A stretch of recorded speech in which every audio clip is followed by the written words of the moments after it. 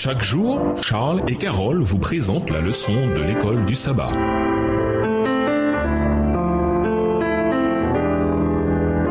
Bienvenue dans notre émission Dieu nous parle. Nous voilà la leçon de mercredi, le Saint-Esprit. Dans l'évangile de Jean, le Saint-Esprit n'est pas aussi visible que le sont le Père et le Fils. Pourtant, son rôle est crucial dans la réussite de la mission de Jésus. Lisons Jean 1, les versets 10 à 13. Que nous enseigne ce passage sur l'importance du Saint-Esprit pour la conversion? Jean 1, les versets 10 à 13. Elle était dans le monde et le monde a été fait par elle. Et le monde ne l'a point connue. Elle est venue chez les siens et les siens ne l'ont point reçue. Mais à tous ceux qui l'ont reçue, à ceux qui croient en son nom, elle a donné le pouvoir de devenir enfants de Dieu, lesquels sont nés. Dans le premier chapitre de Jean, on voit combien le rôle du Saint-Esprit est central. Jésus nous dit que ceux qui ont reçu la parole, c'est-à-dire ceux qui ont cru en Jésus, sont devenus enfants de Dieu. Nés non pas du sang, ni d'une volonté de chair, mais d'une volonté d'homme, mais de Dieu. Jean 1, le verset 13. Cela ne peut venir que de l'œuvre du Saint-Esprit. Que nous disent les passages suivants sur les activités du Saint-Esprit? Jean 3, les versets 5 à 8, Jean 6, verset 63, Jean 14, verset 26, Jean 15, verset 26, Jean 16, verset 7 à 11. Jean 3, les versets 5 à 8, Jésus répondit, en vérité, je te le dis, si un homme ne naît d'eau et d'esprit, il ne peut entrer dans le royaume de Dieu. Ce qui est né de la chair est chair, et ce qui est né de l'esprit est esprit. Ne t'étonne pas que je t'ai dit, il faut que vous naissiez de nouveau. Le vent souffle où il veut, et tu en entends le bruit, mais tu ne sais d'où il vient, ni où il va. Il en est ainsi de tout homme qui est né de l'esprit. Jean 6, verset 63,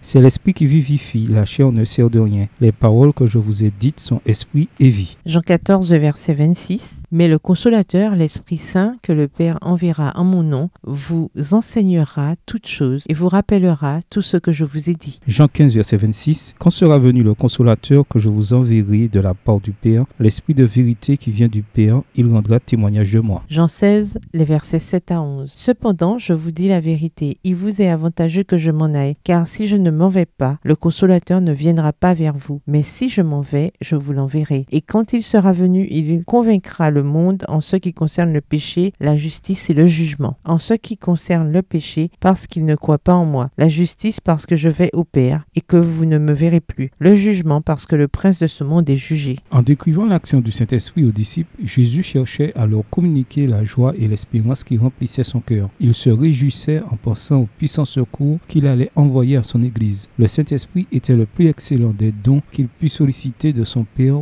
pour le bien de son peuple. Il devait être donné comme un agent régénérateur sans lequel le sacrifice du Christ resterait inefficace. Le pouvoir du mal se renforçait depuis des siècles et les hommes se soumettaient à cette captivité diabolique avec une docilité stupéfiante. On ne pouvait résister au péché et le vaincre qu'au moyen de la troisième personne de la divinité qui viendrait non pas avec un pouvoir amoindri mais avec la plénitude de la puissance divine. Extrait du livre Jésus-Christ, chapitre 73, page 612, livre écrit par Ellen G. White. Quelle bénédiction ainsi de recevoir le Saint-Esprit qui certifie que Dieu est vrai. Jean 3, le verset 33. C'est l'Esprit qui convainc de péché, de justice et de jugement. Jean 16, les versets 8 à 11. La clé pour savoir ce qui est vrai et ce qui est bien est de soumettre notre raison et nos expériences de vie à la parole de Dieu par la puissance de conviction du Saint-Esprit. Au revoir. Et à demain si Dieu veut. Dieu nous parle. Chaque jour, Charles et Carole vous présentent la leçon de l'école du sabbat.